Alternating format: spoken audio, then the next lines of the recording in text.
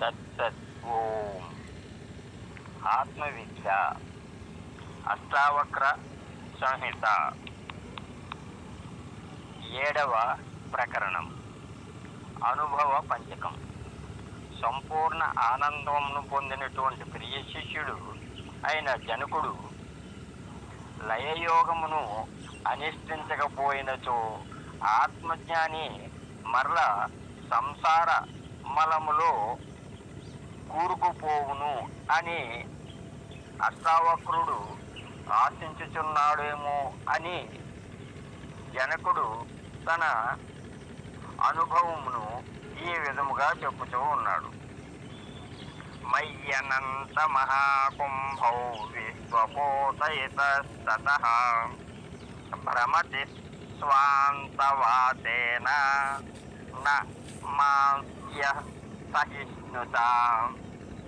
ఓయి పరమగురు శ్రేష్ఠ, అనంత మహాసముద్ర సమానుడునైన పరిపూర్ణ ఆత్మస్వరూపుడును అయిన నా యందు ఈ విశ్వము అనే నౌక సంకల్ప వికల్పములతో మనస్సు నందలి వాయువు చేత ఇటు అటు భ్రమించుచున్నది.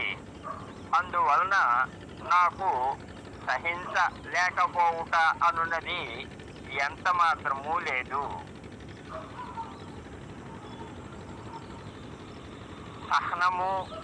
సహనము లేకపోవుట అనేది మనస్సులకే గాని ఆత్మకు లేదని భావము.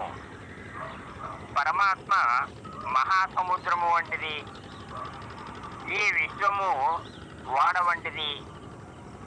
సంకల్ప వికల్పములతో నిండిన మనస్సు గాలి వంటిది. మహాసముద్రమునందు ప్రయాణము చేయుచున్న వాడ గాలి వలన ఇటు అటు ఊగుచుండును. మహాసముద్రము మాత్రము ఊగదు కదా. అదే విధముగా ఈ ఆత్మ చలించదు.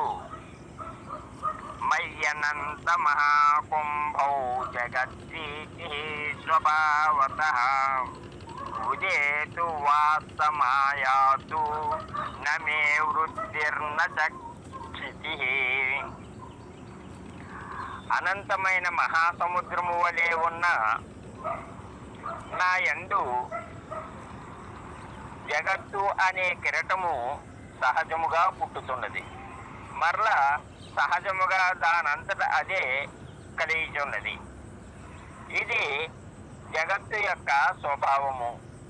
అంతేగాని ఈ జగత్తు ఉదయించినప్పుడు సముద్రములకు వృద్ధి, లయించినప్పుడు క్షయము కలగట్లేదు. అదే ఈ ఆత్మకు కూడా జగత్తు ఉదయించినప్పుడు వృద్ధి పొందుట, లయమైనప్పుడు నశించుట అనేది ఉండదు. ఆత్మ సర్వవ్యాపకము, అనంతము కాబట్టి వృద్ధి క్షయములు దానికి ఉండవు.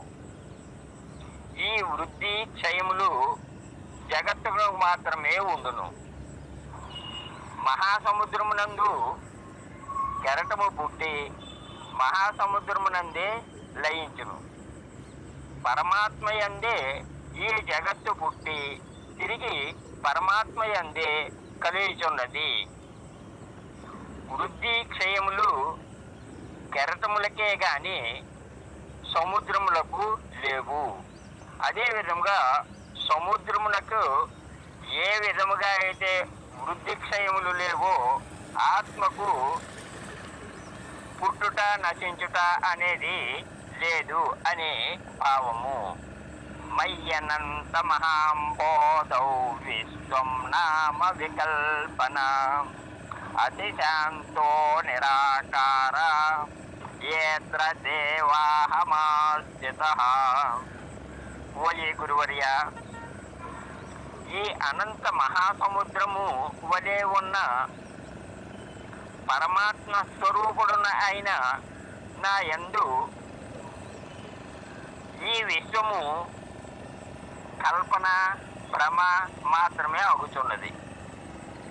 ఆత్మతత్వ దృష్ట్యా ఈ విశ్వము లేనే లేదు కదా. నేను అతి శాంతుడను, నిరాకారుడను. అందువలన నేను ఈ ఆత్మానుభవముననే కోరుతూ ఉన్నాను, లయయోగమును కోరుటలేదు.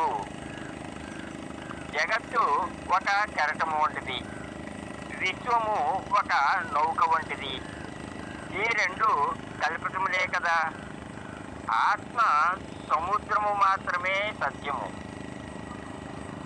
పరమార్థమునందు ఆత్మానుభవమును ఆశ్రయించుతున్నాను, లయయోగమును ఆచరించట్లేదు. నాత్మా భావేషు నో భావాంతత్రానంతే నిరంజనే ఇత్యసక్తో శాంత ఏతదేవాహమాస్థితః. ఓయి గురువర్య, ఈ దేహము అనే భావము ఆత్మకు లేదు, లేక దేహమునందు ఆత్మ లేదు. అదే విధముగా దేహాది భావములు ఆత్మకు లేవు, లేక దేహములు ఆత్మయందు లేవు. ఆత్మ అనంతము, నిరంజనము అయినందువలన నేను అసక్తుడను, దేనిని అంతపడనివాడను, దేనితో సంబంధం లేనివాడను, దేనిని నేను స్పృహించుటలేదు. ఈ విధముగా అస్పృహుడను అయినందువలన నేను పరమశాంతుడను. కావున ఓయి గురువర్య, నేను ఆత్మానుభవమునే ఆశ్రయించుచున్నాను, లయయోగమును ఆశ్రయించట్లేదు. అహో చిన్మాత్రమేవాహ ఇంద్రజాలోప మంజగతు అతో మయ కథం కుత్ర హేయోపాదేయ కల్పన. ఏమి ఆశ్చర్యం గురువర్య, నేను అలౌకికమైన చైతన్య మాత్ర స్వరూపుడను. ఈ సర్వ జగత్తు ఇంద్రజాలము వంటిది. అందువలన నాకు ఏ వస్తువునందు ఏ ప్రకారముగా కూడా విడిచిపెడతాను, స్వీకరిస్తాను అనేటటువంటి భావము లేదు. ఆత్మానుభవమును పొందుటకు లయయోగము అవసరము గాని ఆత్మ అనుభవమును పొందిన తరువాత లయయోగంతో పని లేదు అని ఈ 5 రకములైన ఉపమానములతో తనకు లయయోగంతో పని లేదు అని జనకుడు అష్టావక్రంతో చెప్పుతూ ఉన్నాడు. ఇది 7వ ప్రకరణము సంపూర్ణము.